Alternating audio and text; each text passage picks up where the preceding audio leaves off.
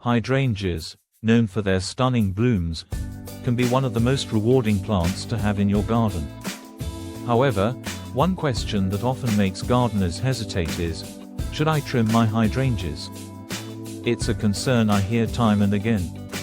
Many are fearful of making a mistake, thinking they might accidentally harm or even kill their beloved hydrangeas by trimming them incorrectly. But I'm here to assure you, trimming hydrangeas isn't nearly as complicated as it might seem, and with just a little knowledge, you can confidently care for these beautiful plants. The key is understanding the variety of hydrangea you have, because how you trim them will vary depending on that. In this video, we'll dive deep into hydrangea trimming, offering clear guidance for all the different types. If you're unsure which variety you have, don't worry, I've got a simple method to help you identify them. And by the end, you'll be ready to tackle your hydrangeas with confidence.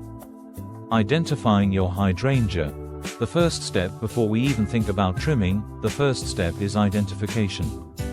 The type of hydrangea you have will dictate the timing and method for trimming. Let's start with one of the easiest varieties to spot, the climbing hydrangea.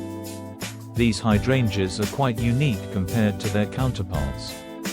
They have tendril-like arms that climb and twist around nearby supports, making them perfect for trellises, fences, or walls. One distinct feature of these climbing vines is their aerial roots. These roots latch onto structures as the plant climbs upward, helping it to secure itself. Climbing hydrangeas also have lace-like flowers, which add a delicate touch to any garden. The good news with climbing hydrangeas is that trimming isn't a necessity. Unlike many other varieties, this hydrangea doesn't need frequent pruning. However, it can benefit from occasional training, where you gently guide its vines to grow in specific directions. You may also want to remove any stray branches or dead flowers, but this is entirely optional. The best part? You can do this at any time, fall, spring, it doesn't matter. So, no stress here. Just trim or snip as you see fit to keep the plant looking tidy and where you want it to grow. Big leaf hydrangeas. A bit of care, but no major trimming. Another group that doesn't require heavy trimming is the big leaf hydrangeas, which includes varieties like Macrophylla and Serrata, also known as mountain hydrangeas. These are among the most popular hydrangeas because of their large, supple leaves and big, bold flowers. You'll recognize them easily by their wide, dark leaves, and many have blue or pink blooms. These flowers are quite large, often bigger than those of other hydrangea species. While some hydrangeas might have more rounded petals, big leaf hydrangeas tend to feature spade-shaped petals with significant overlap.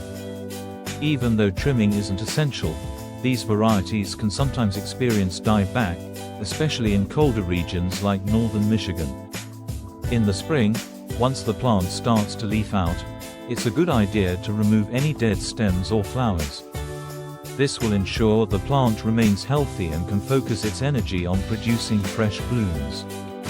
But do not trim back the plant too much, as these hydrangeas bloom on old wood.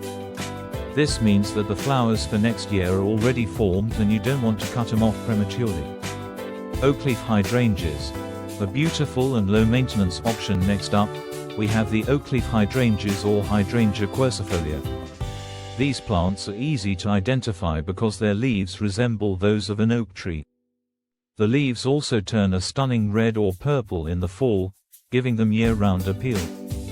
The flowers of oakleaf hydrangeas tend to be lacy, though some varieties may have tighter flower heads. Despite these differences, one thing remains the same: oakleaf hydrangeas don't require much trimming. You can certainly remove spent flowers if you wish, but it's not necessary. If you notice any dead or damaged parts, feel free to cut those off as well, but overall, oakleaf hydrangeas are fairly low maintenance. They're also a great choice for cooler climates, zones 5 and higher, but may not thrive as well in areas that experience extreme cold. For these varieties, springtime is usually the best time for light trimming, but again, it's not a must. Panicle hydrangeas. the one that loves trimming now, let's talk about the Panicle Hydrangea, a variety that actually benefits from regular trimming. The Limelight Hydrangea, one of the most well-known varieties, is part of this group. Panicle hydrangeas are characterized by their cone-shaped flower clusters that start as a lime green and eventually mature into beautiful creamy white, pink, or even purple hues as the season progresses. These flowers bloom on new wood, which means they will produce flowers on growth that occurs in the current year. Because panicle hydrangeas bloom on new growth, you can safely trim them in late winter or early spring. The general rule for trimming panicle hydrangeas is to cut them back by about 1/3. This will promote healthy growth and encourage even more flowers the following season. While some may hesitate to trim their hydrangeas back this much, rest assured that these varieties can handle a good pruning. If you cut back the flowers, you're likely to see a more vibrant, abundant bloom in the summer. Arborescent hydrangeas. Trimming made easy finally.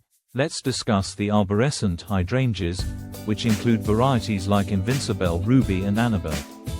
These hydrangeas are known for their large, globe-like flower heads, and they often stay white or light pink throughout the season.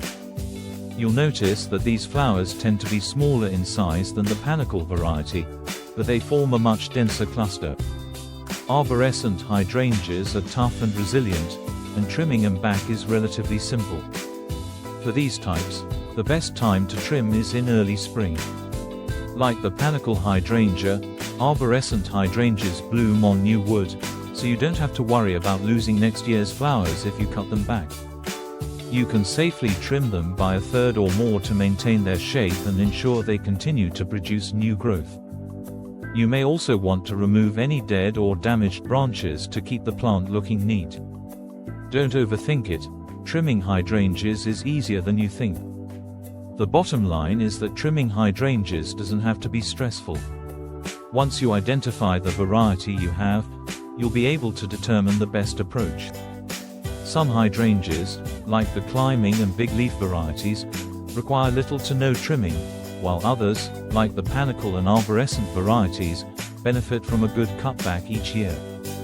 The key is to trim at the right time and not to overthink it. In fact, hydrangeas are remarkably forgiving plants. Even if you make a mistake, it's unlikely that you'll kill the plant, and it will likely bounce back stronger than before.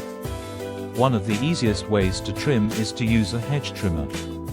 This tool makes quick work of trimming and helps you avoid the temptation to overthink every cut. Hydrangeas are resilient and can handle a good amount of pruning, especially the panicle and arborescent varieties. Even if you accidentally cut a bit too much, chances are, the plant will recover just fine. And don't worry if you're unsure about the exact time to trim. Just remember that the best practice is to trim when the plant isn't actively growing. Final thoughts. Embrace the process. Hydrangeas bring beauty and joy to any garden, and trimming them doesn't have to be a daunting task. Understanding the specific needs of your hydrangea variety will guide you in the right direction. With just a little knowledge, you can help your hydrangeas thrive, ensuring they continue to produce gorgeous blooms year after year. So take a deep breath, grab your pruning shears, and don't be afraid to get started. With a bit of care and attention, your hydrangeas will continue to enhance your garden and provide you with a spectacular display of flowers every season.